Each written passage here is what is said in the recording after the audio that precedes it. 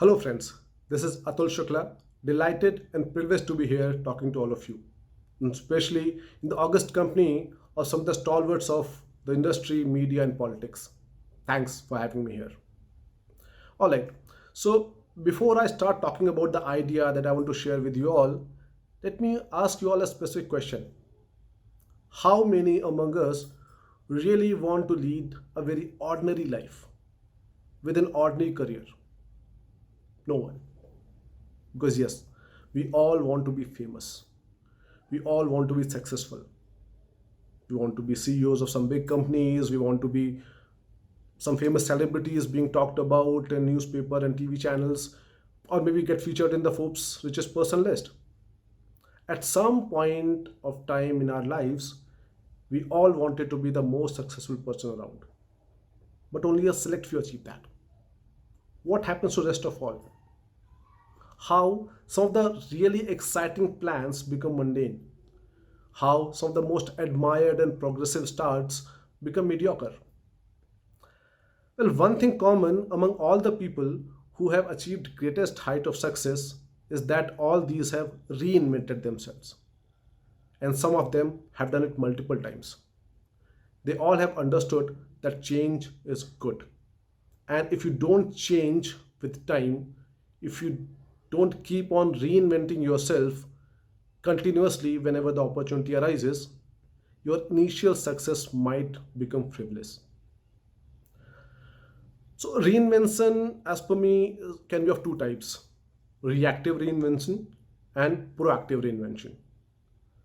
Now, before dwelling further into these two kind of reinventions, let me talk a little bit about my career journey, where I'll try and map how I've been able to, I happen to try these both kind of reinventions.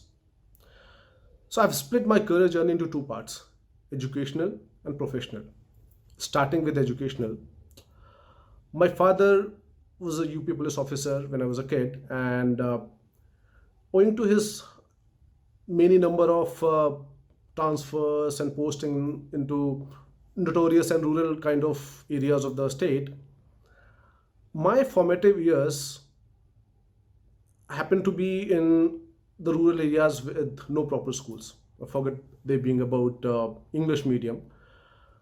I happened to change more than 10 schools to reach class 10th, and I completed my 10 plus 2 with very little exposure to English. English was a dreadful subject to me. I could get good marks in subjects like maths and physics, but when it came to English, I barely managed.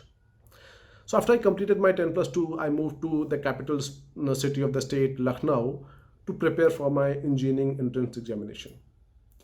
In the very first class of the coaching, everything was going way above my head because the teacher was talking about some alien things like velocity and acceleration, while all I knew was vague and Twaran.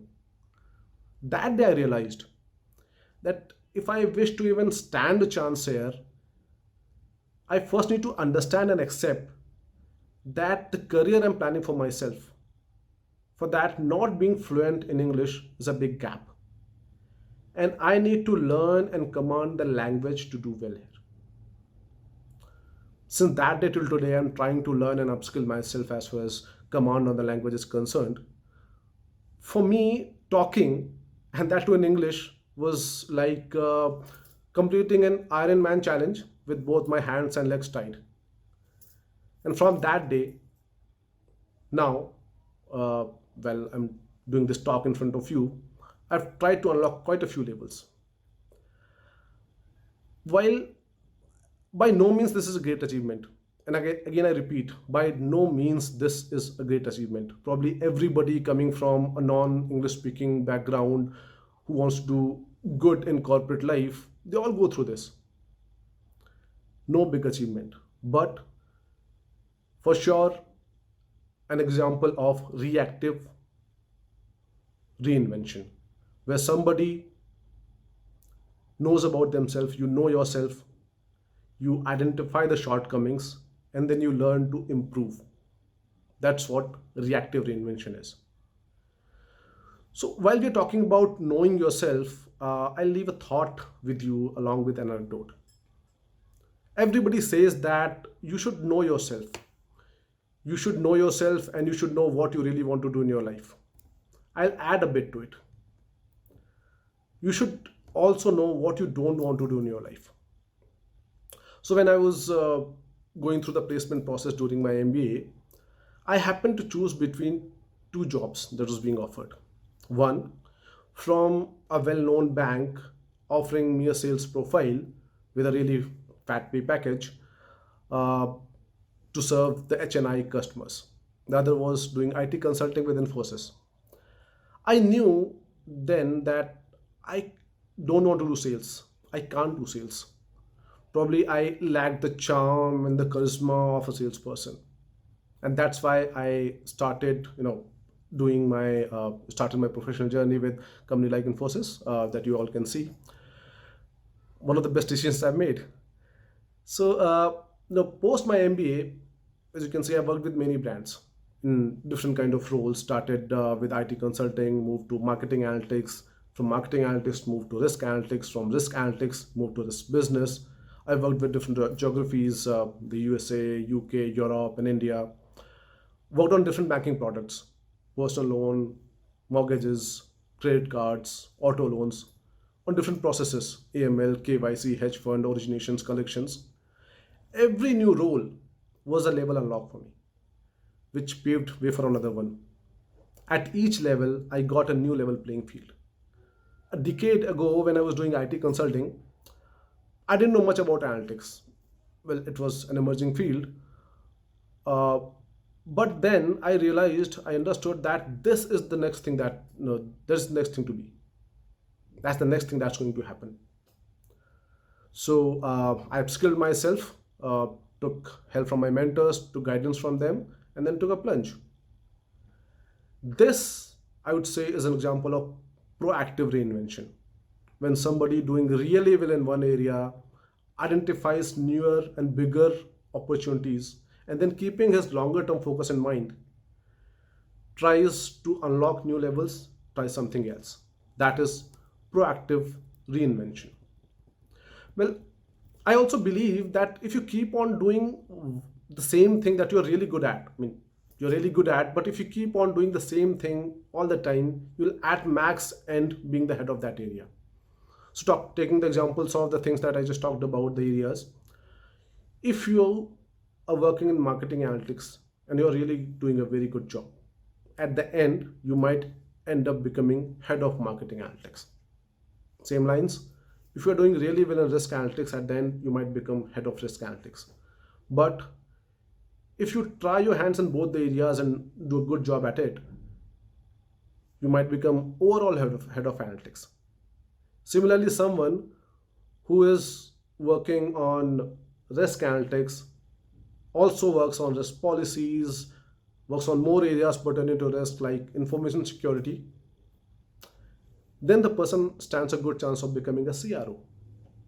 Somebody having risk experience, worked in finance and products, operations, customer services, well, an ideal candidate to be a CEO. So, what I'm trying to emphasize here is that you shouldn't get comfortable doing that one thing you're really good at. You shouldn't continue always doing that one thing. You should keep on reinventing yourself and keep on unlocking new levels to become more and more successful. Steve Jobs has once said that if you look back at your life, every dot will connect. So, well, connecting those dots will help you identify the trend and will also help you decide your next move. There are many, many examples of big companies and famous individuals who have reinvented themselves at different stages of their career and their life, and they've become the biggest success stories. Also, of course, there are some who didn't, and then they lost the plot. Taking some examples, Nokia, uh, typical B school case study where we all know that how they didn't move from Symbian to Android and they lost the marketplace. Nokia was the market leader, and then they didn't move to Android, and now they are out of top 10. But do we know their successful reinventions as well? Do we know how Nokia started as? Nokia started as a single paper and pulp mill. Then they reinvented from producing paper, they started to produce rubber. And from there, they also moved to cable business. And finally, they ventured into making phones. And we know where they reached, what they achieved. So, till the time they kept on reinventing themselves, they kept on getting more and more success. And once they didn't do it, they lost the plot. Similarly, do you know the idea behind YouTube? YouTube was invented as an online dating site. The thought behind YouTube was that anybody looking for a date, along with their bios, they'll upload a short video about themselves, so that they can get a good match. When the idea didn't work out, they didn't get much of attraction. Then they reinvented themselves and became what they are today. A typical case of reactive reinvention. The actual idea didn't work out, so you reinvented yourself and became successful. American Express. They weren't always the big financial institution that they are today. They actually started as a rival to American Postal Services, which was notorious for being very, very, very slow. So Amex raised a lot of capital just by delivering fast, and during that they made lots of connections as well. Not much later, Amex morphed into money lending giant, and we all know how they nourished to become what they are today. One more interesting story is about NASCAR racing, which I'm sure you all have heard of. It all started with bootlegging. Around 1920, when America slapped a ban on liquor, the bootleggers who used to supply illegal liquor because it was banned, they had to do something to stay ahead of the federal agents and the local police. So, what they did, the idea was simple: take a car which used to look ordinary from outside, modify the engine to make it much faster, take out as much interior stuff as possible so that you can stock as many cases of liquor as possible, and then try and acquire much sharper driving skills so that you can always stay ahead. They kept on doing that till 1933, when finally America lifted that ban. So once the ban was lifted, these drivers and these cars, which they used to call souped up vehicles, they got the answer in racing, which finally evolved to become the National Association of Stock Car Auto Racing, NASCAR. Samsung, the multinational conglomerate that they are today, they also had a very different and humble beginning.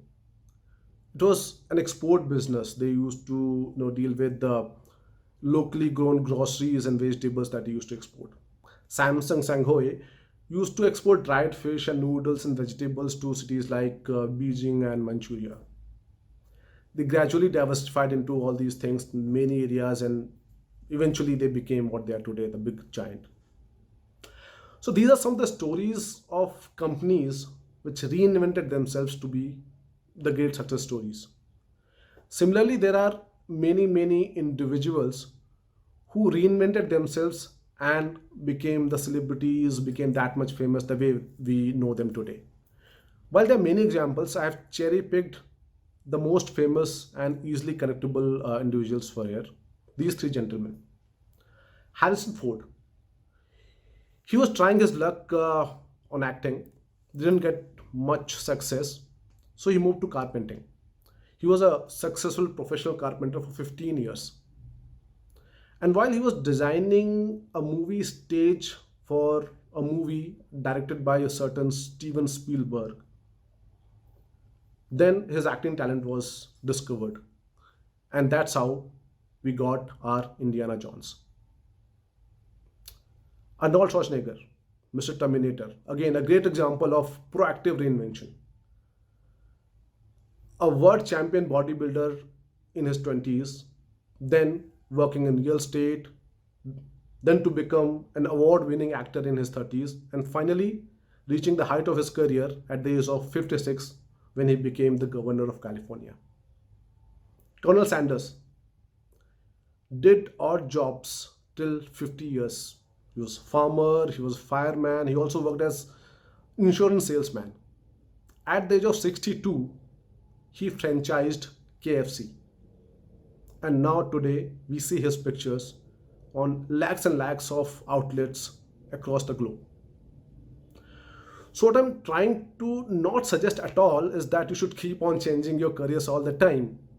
What I'm trying to suggest and emphasize is that if you really want to achieve greater success, you should come out of your comfort zones. You should keep on unlocking new levels, one after other. And it's never too late to start doing that. Well, at the end, and when it comes to end, we MBAs, we can't end any deck or any presentation without throwing a powerful quote from some really big celebrity, big person. So here's the one for me today. George Bernard Shaw here once said that life isn't about finding yourself. Life is about creating yourself. As Mr. Shaw had said, I'm sure that you all, the young and energetic minds of IIFT Kolkata, you have all the capabilities and passion and motivation to create yourself.